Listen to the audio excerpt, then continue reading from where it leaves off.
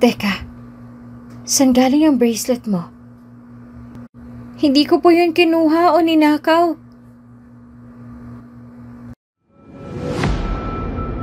Kung bago ka pa lang sa channel na ito, Ate Jane TV, huwag kalimutang pindutin ang notification bell and subscribe button. Sana po hindi naman malaking abala sa inyo ang pagpindot ng subscribe button dahil ang kapalit po nito ay ang pagsuporta para makapag-produce ng mga libreng stories sa mga channels ni Ate Jane. Maraming salamat! The Lost Family. Angel, maganda kayo para sa pagdating ng aking nakakatandang kapatid. I want it to be perfect. Kailangan maayos ng lahat sa pagdating namin. Maliwanag ba?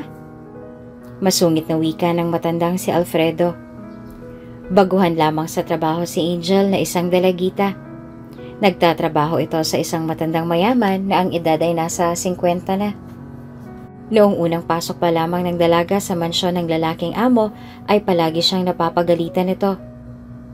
Maliwanag po, Don Alfredo. Magalang na sagot ni Angel sa matanda at nagsimula ng mag-ayos. Samantalang ang matandang si Alfredo naman ay nagtungo na sa paliparan o sa airport para sunduin ang kanyang nakakatandang kapatid na si Francisco. Ilang oras din ang binahe ni Alfredo bago tuluyang narating ang airport dahil sa buhol-buhol na trapiko. Pagdating sa airport ay naghintay na ng ilang sandali si Alfredo at ilang minuto lamang ay nakita na ni Alfredo ang kanyang kuya na si Francisco.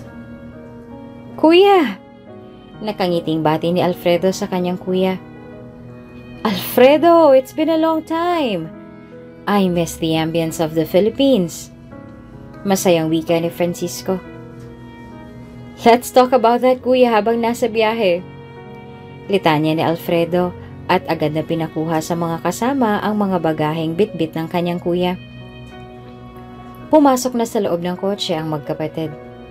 Habang nasa biyahe ay nagkwentuhan ang magkapatid. Kuya Francisco, alam mo ba may maid ako? Bata pa. Nakakatawa kasi ang sipag niya pero naaawa din ako sa kanya kasi rinig ko siyang inaasahan ng kanyang pamilya. Pagkukwento ni Alfredo sa kanyang kuya na si Francisco. Really? That's amazing. Pero bakit siyang inaasahan? Wala na ba siyang ama o kaya naman ina? Litanya ni Francisco. I don't know. Narinig ko lang habang nagkakwentuhan sila ng other maids. At saka nung pumasok siya sa mansyon, sabi niya para daw may pangtusto siya sa pag-aaral niya sa college. At para may maibigay din siya sa kanyang pamilya. Kaya naman kinuha ko kaagad. Tsaka balita ko, wala daw tatay eh. Then yung mother, tulala. Maybe because of trauma? I'm not sure. But you will meet her later. And I know you will like her. Wika ni Alfredo. Noong mga oras na iyon ay na-curious na si Francisco sa katulong na sinasabi ng kanyang nakababatang kapatid. Para bang nais niya itong makita at makausap. Ilang oras ang binahe ng magkapatid bago nakarating sa kanilang mansyon. Agad na sinalubong at pinagbuksan sila ng isang dalagitang katulong at ito nga ay si Angel. Welcome back po, Don Francisco.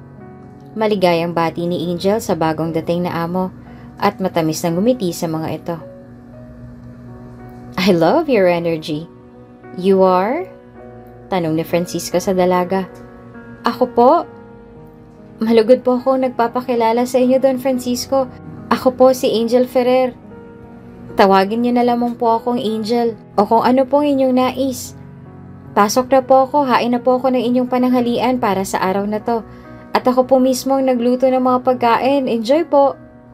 Masiglang wika ni Angel at ngiti-ngiti na tila ba magaan ang loob sa kapatid ng kanyang amo. Salamat, Angel! Ngiting wika ni Francisco sa dalaga. At tila ba may kung anong nararamdaman sa kanyang puso na hindi niya maunawaan. Matapos nga na makausap ni Francisco si Angel ay naupo ng magkapatid at si Angel din ang naghain ng pagkain para sa kanyang mga amo.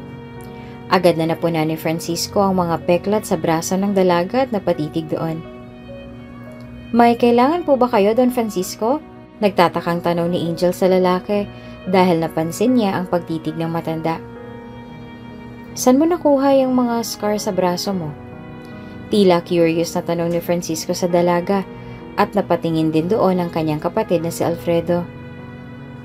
Yeah, I also saw that, Angel, and I'm curious, saan mo nga ba nakuha ang mga scars mo? Sinasaktan ka ba o pinipilit magtrabaho?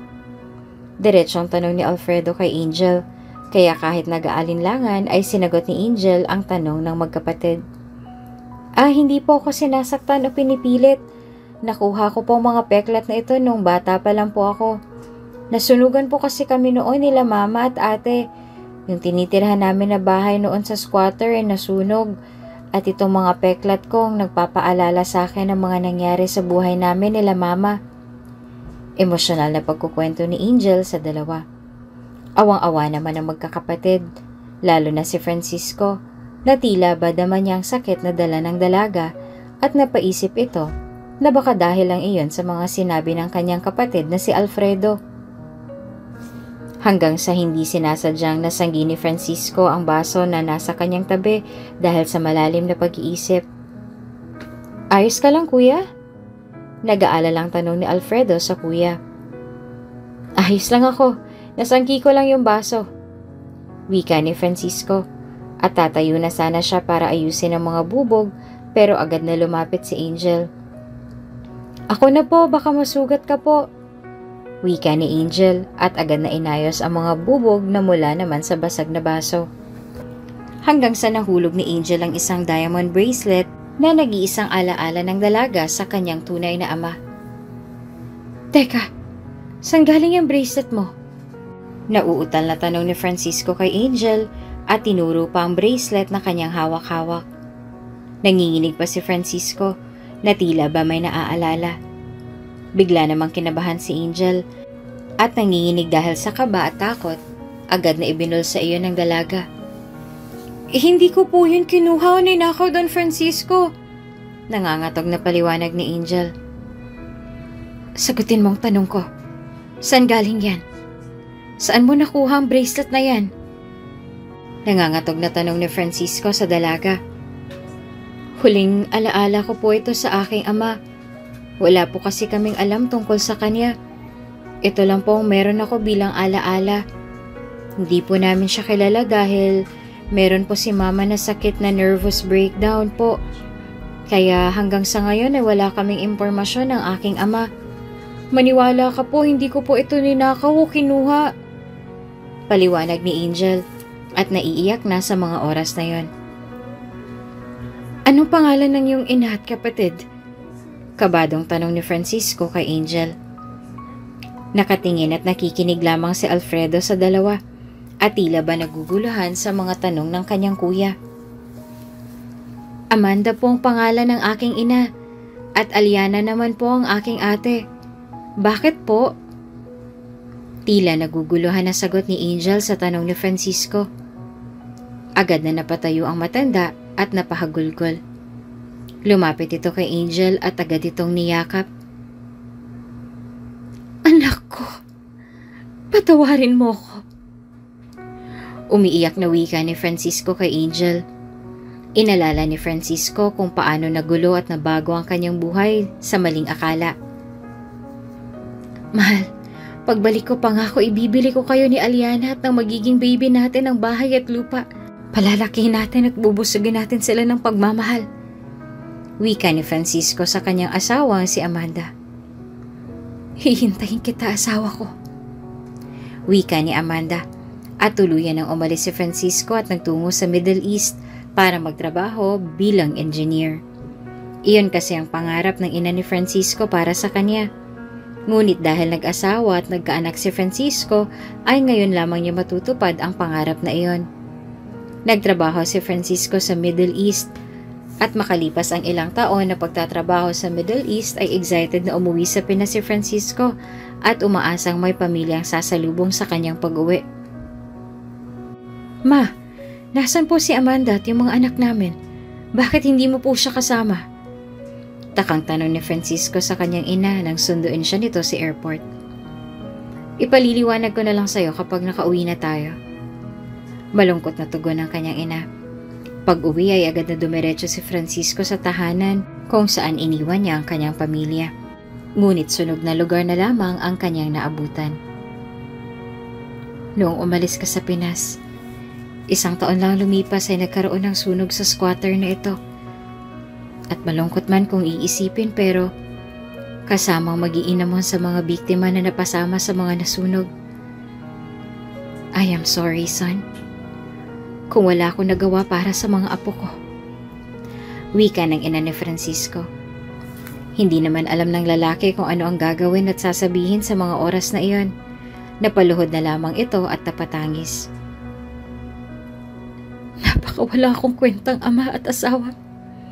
Bakit nangyari ang ganito? Manasan po nakahimlay ang kanilang mga katawan. Umiiyak na wika ni Francisco. Doon na nga siya sinamahan ng kanyang ina upang makita kung saan nakahimlay ang bangkay ng kanyang mag-iina. Hindi makapaniwala si Francisco na sa kanyang pag-uwi ay wala na pala siyang pamilyang maaabutan at babalikan. Ipinakita pa ng kanyang ina ang DNA ng mga bangkay na talagang nag-match sa kanyang mag-iina.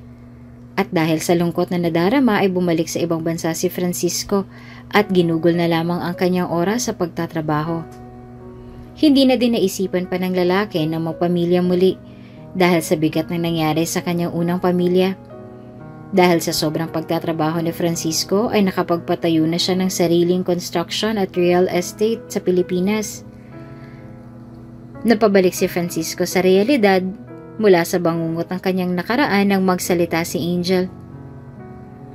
Bakit hindi mo po kami hinanap? Tanong ni Angel kay Francisco. Sorry anak, hindi ko alam na buhay pa kayo. Pangako, hindi ko talaga alam. Ang alam ko'y wala na kayo dahil yun ang sinabi ng mama noon. Pwede mo ba akong isama sa inyo? Wika ni Francisco at umiiyak na niyakap ang kanyang anak. Niyakap din ni Angel ang kanyang ama at umango. Sinama na nga ni Angel si Francisco sa kanilang bahay at sa labas pa lamang ay naiiyak na ang lalaki dahil sira-sira na ang bahay na tinutuluyan ng kanyang pamilya. Butas-butas pa ang bubong nito na tila ba pinaglipasan na ng panahon dahil tagpi-tagpi lamang ang yero at dingding ng bahay. Pagpasok sa loob, ay nakita ni Francisco ang isang babaeng kaedaran niya. Tulala ito at pinapakain ng isa ding dalagita. Bunso, sino yan? Amo mo ba? Naku, nakakahiya naman, sira-sirang bahay natin. Pasensya na sir, tubig lang po maiaalok ko sa inyo. Kasi yun lang po meron kami. Pero malinis po yun. Hindi po kayo magkakasakit. Habang litanya ng ate ni Angel na si Aliana. Doon na pumatak ang mga luha ni Francisco at hindi makapaniwala sa sinapit ng kanyang pamilya habang siya ay nagluluksa dahil sa pag-aakalang wala ng mga ito. Ate Aliana, siya ang tatay natin na matagal na nating hinahanap. Naiiyak na wika ni Angel at nagulat naman si Aliana sa tinuran ng kanyang kapatid. Lumapit si Francisco kay Aliana at niyakap ito. Oo, ako ang ama ninyo. Tama si Angel. Patawarin ninyo ako mga anak. Umiiyak na wika ni Francisco. Nakita naman nila ang ina na lumuluha, ngunit tahimik lamang ito at walang kibo. Doon na lumapit si Francisco at niyakap ito. Asawa ko. Patawarin mo ko kung hindi ako nakabalik. Kung hindi ko kayo hinanap. Akala ko patay na kayo dahil iyon ang sinabi ni mama noon. Ipinakita pa niya sa akin ang lapid at himlayan ninyong tatlo kaya akala ko wala na kayo. Ang hirap mabuhay dahil wala kayo. Sinubukan kong hanapin kayo pero wala eh. Hindi kita makontak. Wala din kayong pamilya na matatanungan ko dahil alam kong ulila ka na. Kaya naniwala ako kay mama. Lalo na nung ipakita niya sa akin ang DNA ninyo na tugma sa mga taong nakahimlay sa sementeryo. Patawad. Patawarin ninyo ako. Mahabang litanya ni Francisco at patuloy sa pag-iyak habang paulit-ulit na binibigkas ang salitang patawad. Nagyakapan ng pamilya at simula noon ay nabago na ang buhay nila Angel. Ipinagamot ni Francisco ang kanyang asawang si Amanda at sa paglipas ng panahon ay gumaling na ito.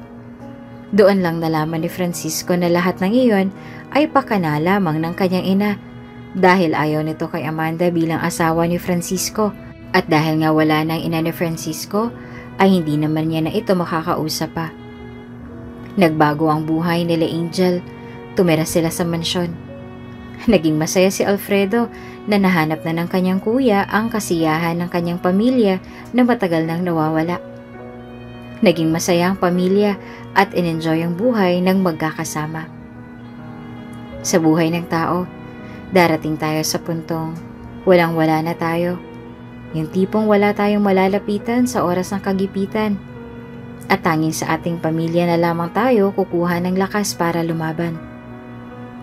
Ano man ang hamon na dumating sa ating buhay, manalig lamang tayo sa poong may kapal.